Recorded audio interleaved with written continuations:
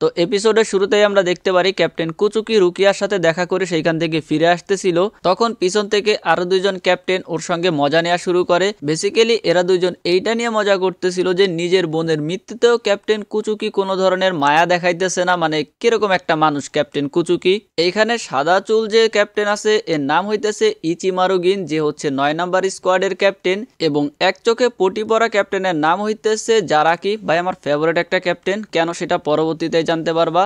Captain জারাকি বলে যে রুকিয়ার মৃত্যুতে তোমার একটু আপসেট লাগতেছে না, তাই তো? তোমরা নোবেল ফ্যামিলি থেকে যারা আসছো তারা তো দেখতেছি সবাই ক্রিমিনাল। বেসিক্যালি ওইখানে বোঝাচ্ছে যে নোবেল ফ্যামিলি থেকে যারা আসছে এরা আইনের প্রতি এতটা শ্রদ্ধাশীল যে এদের ভিতরে কোনো মায়া মোহাব্বত নাই, এরা তো ক্রিমিনালের মতো। ব্যাকুয়া কুচুকি বলে যে তোমার মতো নর্মাল মানুষরা নোবেলিটি সম্পর্কে কি জানবে। জারাকি বলে যে আমি ছোটবেলা থেকে অনেক সেন্সিটিভ ছিলাম, বাট তুমি কি দেখতে চাও আমি কিভাবে ক্রিমিনালদের মাথা কাটতে পারি? ব্যাকুয়া বলে যে মনে হয় না তুমি কাটতে পারবে। এইটা নিয়ে দুজনের মধ্যে ভাই মানে ফাইট শুরু হবে, কিন্তু এর মধ্যেই ইচিমারো জারাকিকে বেঁধে ফেলে আর ওকে নিয়ে এখান থেকে যাওয়া শুরু করে। আর ব্যাকুয়া কুচিকির কাছে ক্ষমা চায় আর বলে যে আমরা আসলে ঝামেলা করতে চাই নাই, আমরা তো জাস্ট রুকিয়ার উপরে নজর রাখতেছিলাম। অন্যদিকে দেখতে পারি তেসাই সেই গর্তটা থেকে উঠে আসে। এরপর জিনতাওরে জিজ্ঞাসা করে যে ও ঠিক আছে কিনা, যেটাতে তেসাই জানায় যে তেমন কিছু না, জাস্ট ও চশমা ভেঙে গেছে। জিনতা বলে যে এইসব নিয়ে আমারে ডিস্টার্ব করে না, বস অনেকদিন পরে তলোয়ার হাতে নিছে, জিনিসটা অনেক ইন্টারেস্টিং হবে, এটা আমি মিস করতে চাই না। দেন আমরা দেখতে পারি উরাহারা ভাই ইচিগোর উপরে অ্যাটাক করা শুরু করছে আর ইচিগো এটা থেকে বেঁচে দৌড়াইতেছিল। তখন ইচিগো চিন্তা করে যে উরাহারার তলোয়ারটা তো লাঠির ভিতরে ছিল আর সোল রিপার বা হলদেরকে মারার জন্য দরকার হয় জাম্পাক্তু, আর এইটা সম্ভবত জাম্পাক্তু না। মানে ইচিগো ভাবতেছিল উরাহারার এই তলোয়ারটা সাধারণ একটা তলোয়ার যেটা দিয়ে ইচিগোর কিছুই হবে না। উরাহারা ওইখানে দাঁড়িয়ে পড়ে আর বলে যে তুমি ভাবতেছো যে আমার এইটা সাধারণ একটা তলোয়ার আর আমি কোনো সোল রিপার না, তাই এইটা দিয়ে তোমার কিছুই হবে না, তোমাকে আমি হার্ট করতে পারবো না, তুমি আসলেই বোকা। এরপর উরাহারা ওর জাম্পাক্তুর নাম ধরে বলে ওয়েক আপ বেনিহিমে, আর সাথে সাথে উরাহারার জাম্পাক্তু নিজের রিয়েল শেপে চলে আসে। উরাহারা বলে যে এইটা হচ্ছে অরিজিনাল আর অথেন্টিক জাম্পাক্তু। তখন ইচিগোর মনে পড়ে উরাহারা যেইভাবে নিজের জাম্পাক্তুর নাম ধরে ডেকে সেটা রিয়েল শেপে নিয়ে আসলো, এইভাবে রেঞ্জিও নিজের জাম্পাক্তুর নাম ধরে ডেকে সেইটা শেপ চেঞ্জ করছিল এবং ওকে বলছিল তুমি তো নিজের জাম্পাক্তুর নামটা পর্যন্ত বলতে পারো না। তো ইচিগো উরাহারার কাছে জাম্পাক্তুর নাম সম্পর্কে জানতে চায়। উরাহারা বলে যে হ্যাঁ এটা হচ্ছে আমার জাম্পাক্তুর নাম এবং প্রতিটা জাম্পাক্তুরই নিজস্ব নাম আছে।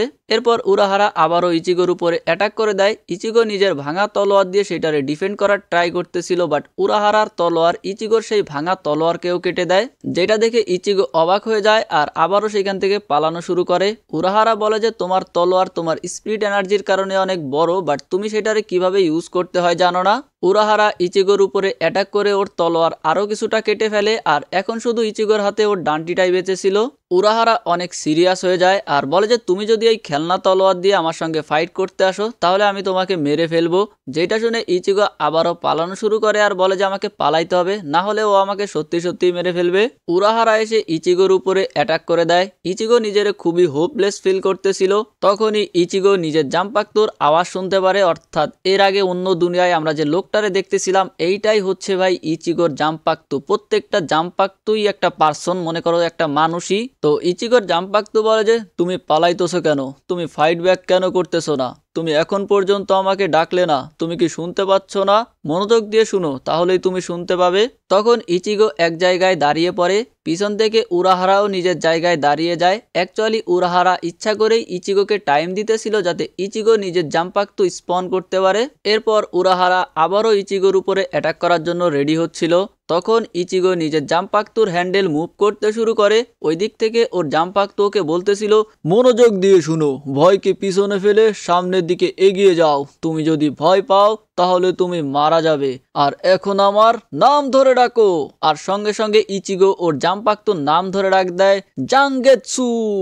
আর তখনই সেখানে বিশাল বড় একটা এনার্জি ব্লাস্ট হয়। ধুলোবালি সরে যাওয়ার পরে আমরা দেখতে পারি ইচিগোর হাতে ওর জাম্পাক্তু চলে আসছে। ইভেন এইবার ওর জাম্পাক্তুর শেপও চেঞ্জ হয়ে গেছে।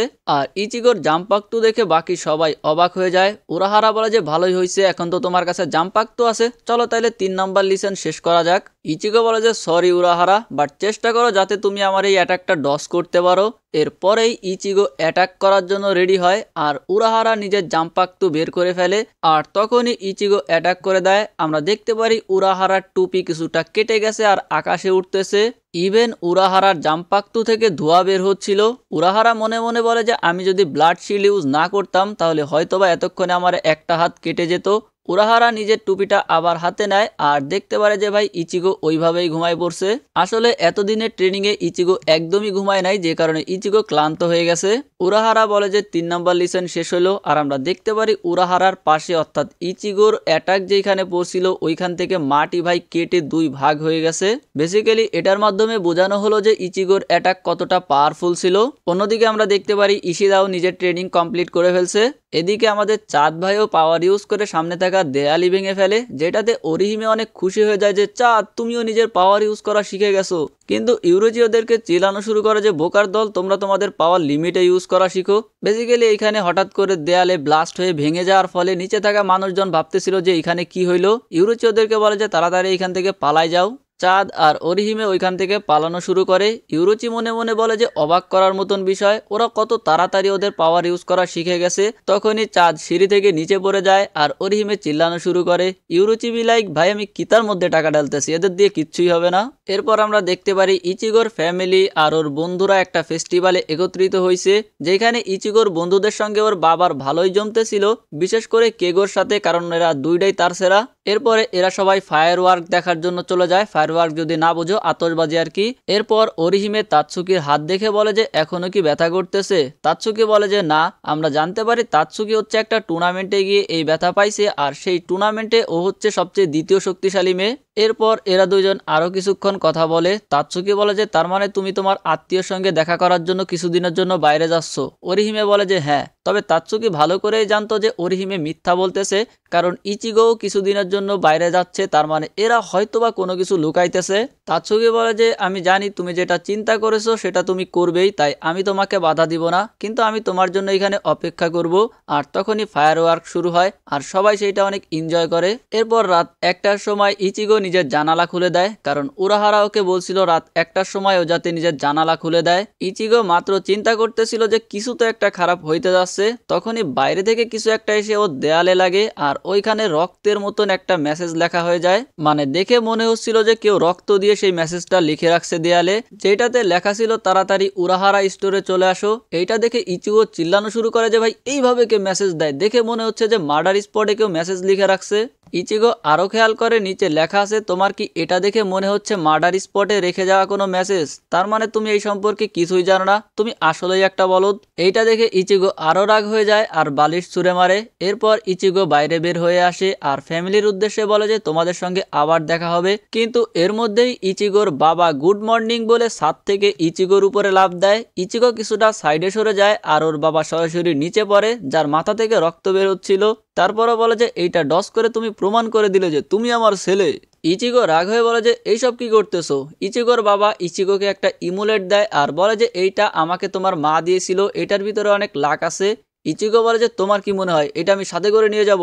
ইচিগোর বাবা বলে যে তোমার কি মনে হয় এটা আমি তোমাকে একবারে দিয়ে দিব, এই ট্রিপটা শেষ করে তুমি আমাকে এটা ফেরত দিবে। এরপরে ইচিগো ইমুলেটটা নিয়ে ওইখান থেকে চলে যাওয়া শুরু করে।